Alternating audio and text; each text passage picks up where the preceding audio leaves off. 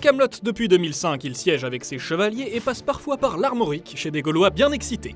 Quoi qu'il en soit, partout il a le don de bien nous faire marrer et un avis très arrêté sur la télé-réalité. C'est de la merde. Qu'il engueule Merlin, Caradoc, Perceval ou bien Dagonet, il sait manier les caractères et les dialogues bien acérés. Pour savoir s'il va y avoir du vent, il faut mettre son doigt dans le cul du coq. Sur scène ou derrière un écran, il a su nous faire voyager du cœur de l'église de Leipzig jusqu'au bout de la Voie lactée. Grâce à lui, désormais, on sait placer des croches sur une portée et se faire un petit sloubi avec un saut de 200 dés. Parce que là, avec 3, on va être obligé de tirer 40 fois de suite à chaque tour. Mais savez-vous vraiment tout ce qu'il faut savoir sur cet artiste incontesté? Mesdames et messieurs, pour vous en assurer, voici 5 anecdotes étonnantes sur Alexandre Astier. Mais qu'est-ce que vous voulez que ça me foute vos conneries?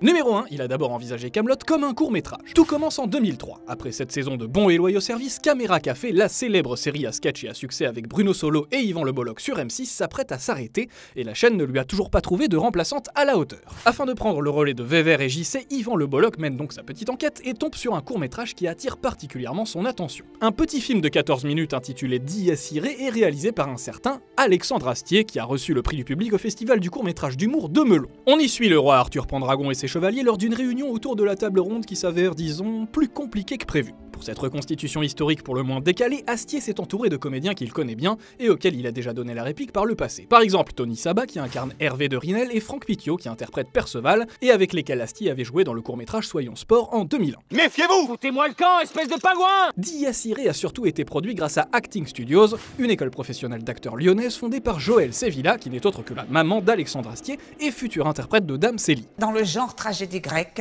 tâchez de vous partager ça au mieux. Une école qui existe d'ailleurs toujours dans le Vieux-Lyon si jamais vous cherchez à apprendre l'art de la comédie. Bref, Yvan Le Bolloc adore le premier court-métrage d'Astier et se dit qu'il a peut-être bien trouvé la nouvelle série à sketch de M6. Plusieurs petits épisodes pilotes sont tournés, réunissant plus ou moins le même casting que Dies Irae. À ce moment-là, c'est encore Audrey Fleurot, future Dame du Lac, qui incarne la servante Engarade. Cette dernière sera finalement interprétée par Vanessa Gedge, qui a commencé par jouer Guenièvre. Mais non, mais j'arrive pas à m'intéresser. Pour le reste, le casting n'a pas vraiment changé. Petit à petit, le court-métrage se transforme donc en une vraie série, dont l'énorme potentiel se révèle de jour en jour.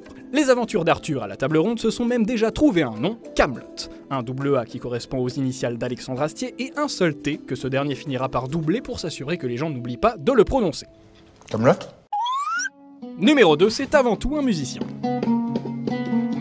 Comme la neige dans le vent. Non, merci, c'est bon. Avant d'apprendre à jouer la comédie sur les planches ou à la télévision, Alexandre Astier a appris à jouer de la musique. Deux disciplines qui sont d'ailleurs beaucoup plus liées qu'on s'accorde à le penser, notamment concernant leur maîtrise du rythme, leur gestion du silence et leur exigence en matière de justesse. Voilà! Bref, Alexandre Astier commence à apprendre le solfège au conservatoire dès l'âge de 7 ans et poursuit des études musicales à l'American School of Modern Music de Paris. Même s'il se tourne plutôt vers l'écriture et la réalisation par la suite, sa fibre musicale qui reste sa première passion est presque omniprésente dans son parcours. Du coup, c'est lui qui a composé 100% des thèmes de Kaamelott. Le titre de son premier court-métrage, Dies Irae, est une référence directe à la musique classique, puisqu'il s'agit du premier vers d'un poème liturgique chanté.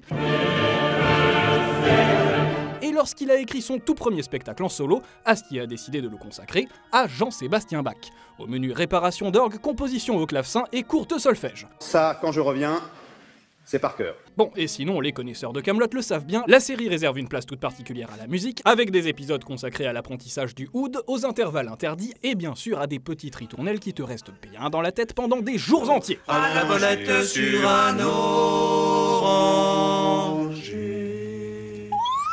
Numéro 3, il travaille en famille. Avant d'être un énorme succès populaire, Kaamelott c'est d'abord et avant tout une aventure familiale. Et oui, même s'il a pu faire appel à quelques célébrités pour venir jouer les guests dans sa série, Astier aime avant tout s'entourer de ses proches au sens premier du terme.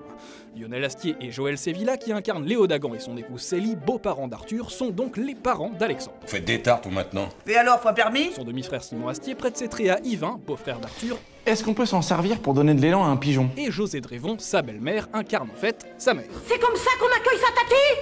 Pour faire court dans la série, Alexandre et Simon Astier ont donc échangé leur maman. Sinon, les deux filles de Caradoc que l'on peut voir dans l'épisode Pupille du livre 2 sont en fait les filles d'Astier, Ariane et Jeanne. Son premier fils Ethan apparaît auprès de son père dans le livre 5 et son second fils Neil incarne le roi Arthur lui-même dans ses jeunes années. Et puis quitte à travailler en famille, autant le faire à la maison. Toutes les séquences en extérieur de la série ont donc été tournées près de Lyon, ville d'origine d'Alexandre Astier. Bon, et même si l'équipe a été obligée de se déplacer dans des studios parisiens pour les décors intérieurs des 3 premières saisons, ces scènes-là aussi ont fini par paraître délocalisé à Lyon à partir du livre 4. Et en ce qui concerne le livre 6, qui revient sur l'éducation militaire romaine d'Arthur, il a été tourné à Rome. Bah, pourquoi pas. Avec ou sans armes, je vais te faire surveiller très près, Arthurus. Numéro 4, il est passionné par l'espace et la science. Physique quantique, un bilan mitigé. L'art et la science, la musique et les mathématiques, deux choses qui vont de pair pour Alexandre Astier. Deux moyens que l'homme met en œuvre pour chercher à savoir d'où il vient. Après avoir abordé le premier sous la perruque de Bach dans Que ma joie demeure, c'est donc en toute logique qu'il se consacrera au second à plusieurs reprises et notamment derrière la chaire d'un conférencier astrophysicien dans son deuxième spectacle. De la même manière qu'on pouvait vraiment apprendre les rudiments de la musique tout en se bidonnant devant Que ma joie demeure, entre deux éclats de rire, l'exoconférence nous livre quelques secrets de la science. Par exemple sur le Big Bang et sur la vie extraterrestre. Point de vue pilotage, ils font des conneries comme nous. Ils roupillent au volant, ils loupent des créneaux et de temps en temps, ils se viandent. Bref, des sujets exigeants et pointus qu'Alexandre Astier a pris le temps d'étudier en détail pendant de longs mois avant même de commencer à écrire son spectacle. Cette curiosité intellectuelle et scientifique lui a d'ailleurs valu le prix Sciences en Société de la Société française d'astronomie et d'astrophysique en 2016. Cette passion pour la science, Astier l'a également exploitée en parlant physique quantique dans un sketch de 15 minutes en 2009, en démontant des théories du complot et en ouvrant des géodes avec Dr Nozman sur YouTube, mais aussi dans Kaamelott. Et oui, même Arthur et les chevaliers de la table ronde se posent parfois quelques questions existentielles lorsqu'ils regardent le ciel par une belle nuit étoilée. Vous croyez qu'un jour ça sera possible d'aller dans l'espace? En tout cas, si un coup de pied au cul suffisait, vous y seriez déjà. Numéro 5, Louis de Funès fait partie de ses grandes inspirations. Kaamelott est dédié à Louis de Funès. C'est par cette petite phrase accompagnée du thème de Joe que se termine le livre 6 et la série d'Alexandre Astier, en attendant la suite sur grand écran. Un hommage simple, clair, direct, qui en dit long sur la fascination qu'a le réalisateur pour ce génie de la comédie française et qui nous fait même revoir Kaamelott avec un œil nouveau. C'est pas fini, attendez. Attendez. Eh oui, difficile de ne pas penser au maréchal des logis-chefs Cruchot et à ses bras cassés de gendarmes quand on voit le roi Arthur engueuler ses chevaliers. Vous pouvez pas vous barrer. Difficile de ne pas voir un peu de Louis de Funès dans l'élocution employée par Alexandre Astier dans sa rythmique, sa musicalité, son tempo de jeu, sa justesse. En effet, dans la plupart de ses films, Louis de Funès incarne un héros disposant d'une certaine autorité sur les autres personnages qui l'entourent, personnages qui ne cessent d'ailleurs de lui offrir des occasions de s'énerver. Bref, vous avez compris, il n'y a qu'à regarder Arthur en compagnie de Perceval et Caradoc pour faire le lien.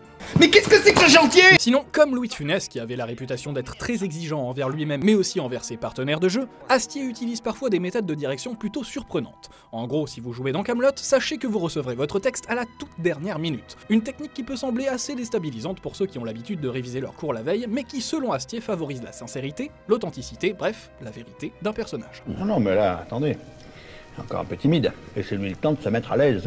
Voilà, on vous a tout dit. Ah non, pardon, on a juste oublié de vous préciser qu'Alexandre Astier n'avait jamais vu un seul épisode de Game of Thrones, que son personnage préféré de la série Kaamelott était Perceval, que c'était aussi un vrai gamer, qu'il prêtait sa voix à un centurion romain dans les 2 Astérix qu'il a co-réalisé, qu'il est d'ailleurs le seul acteur avec Christian Clavier à avoir joué à la fois dans les aventures live et dans les aventures animées du Petit Gaulois, qu'il jouait dans la série de son frère Simon Astier, HeroCorp, et qu'il avait fait un petit caméo chez nous dans le 160e épisode de Merci Qui. Elle est vraiment morte.